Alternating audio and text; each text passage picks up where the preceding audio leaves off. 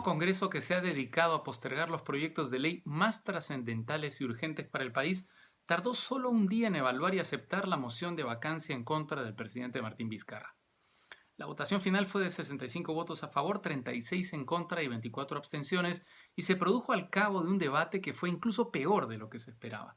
Un verdadero circo, huérfano de ideas, con maneras matonescas, insultos a montones e intervenciones de una simplonería estremecedora, algunas tan patéticas como la del congresista Oreste Sánchez de Podemos Perú, que a pesar de haber estado al borde de la muerte por el coronavirus, se gastó una buena parte de su intervención promoviendo la ivermectina. O como las de ese congresista distraído que, olvidándose de cerrar su micrófono, se pasó toda la votación llamando vendidos a quienes votaban en contra de la moción. Esta votación se ha producido en medio de silencios atronadores, como el de la CONFIEP, que parece que no se ha dado cuenta que detrás de todo esto está su peor pesadilla, Antauro Humala, o el de la Defensoría del Pueblo, o el de muchos líderes políticos y aspirantes a la presidencia que en medio de esta grave crisis han preferido retirarse a ver el desarrollo de las circunstancias antes de tomar una posición que los deje mal parados.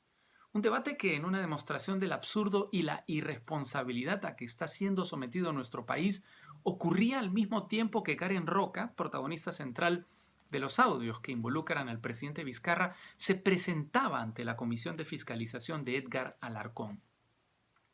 O sea que la admisión de la vacancia por estos audios se discutía al mismo tiempo que se investigaba la causa de la vacancia. Es decir, que el Congreso ha abierto la puerta al proceso de vacancia sin saber a ciencia cierta si los hechos denunciados ameritan ese mismo proceso de vacancia. O para decirlo de otra manera, los congresistas que han votado a favor de la moción van a iniciar un proceso de vacancia presidencial por lo que hoy mismo no es más que una sospecha. ¿Puede haber una prueba más clara del accionar precipitado y temerario del Congreso llevado de las narices por Edgar Alarcón y Manuel Merino? Quizá lo más indignante de la sesión fue escuchar cómo se llenaban la boca con palabras como república, estabilidad o lucha contra la corrupción personajes como el propio Alarcón o como Omar Chejade, sobre quienes pesan acusaciones gravísimas que a uno obligaron a abandonar el cargo de contralor y al otro el de vicepresidente del país. De todos modos, al final del día, los promotores de esta conspiración no deben sentirse especialmente satisfechos. No consiguieron los votos para someter a Vizcarra a una vacancia express y están todavía muy lejos de los 87 votos que se necesitan para echar al presidente de Palacio de Gobierno. El tiempo que ha pasado desde que Edgar Alarcón presentó los audios hasta que se produjo la votación de esta tarde y el que transcurrirá desde hoy hasta el viernes, cuando el presidente se presente con sus abogados ante el Congreso y la vacancia sea votada, resulta fundamental para evitar que este golpe de Estado sin disimulos se llegue a consumar. La historia comenzó a decantarse por la mañana con la aparición de Richard Swing para negar la verdad de todas las cosas que había dicho sobre Vizcarra, denunciar la existencia de un complot contra el presidente y lanzarse contra Alarcón. Unas declaraciones que descolocaron a los vacadores y les restaron iniciativa. De todos modos, tengo que decir que resulta muy sintomático del momento de descomposición que vive nuestro país que su estabilidad democrática dependa de un personaje como Richard Swing. Como dijo Carlos León Moya, la estrategia de Alarcón y Merino dependía mucho de la celeridad con que se sucedieran los hechos. Tenía que ser algo veloz, relámpago. Mientras más demora, se hace más improbable.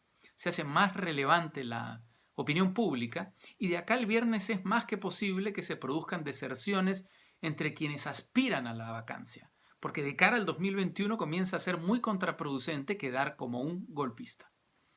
Esto no limpia, por supuesto, a Martín Vizcarra de las responsabilidades que tiene en esta coyuntura.